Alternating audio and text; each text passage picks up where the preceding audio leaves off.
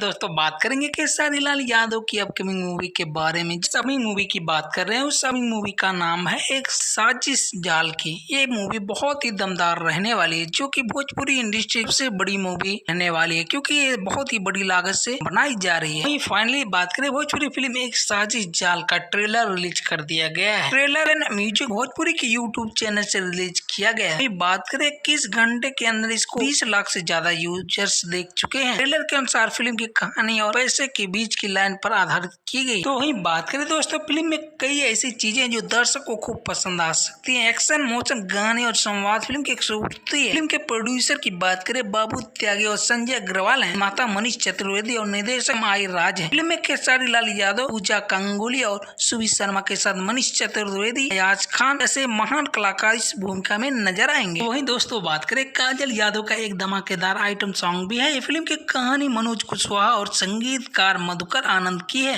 वहीं हाल ही में भोजपुरी के ट्रेंडिंग स्टार खेसारी लाल यादव की भोजपुरी फिल्म एक और जो रिलीज हुई थी राजाराम का ट्रेलर रिलीज होते ही यूट्यूब पर धमाल मचाने लगा है। ऐसे में उनकी ये फिल्म बहुत ही बड़ी तगड़ी फॉलोइंग अटैक करने में समर्थ रहेगी। तो ये फाइनली बात करें भोजपुरी के सुपरस्टार खेसारी लाल यादव, उनकी एक ना एक फिल्म रिलीज हो ही रही।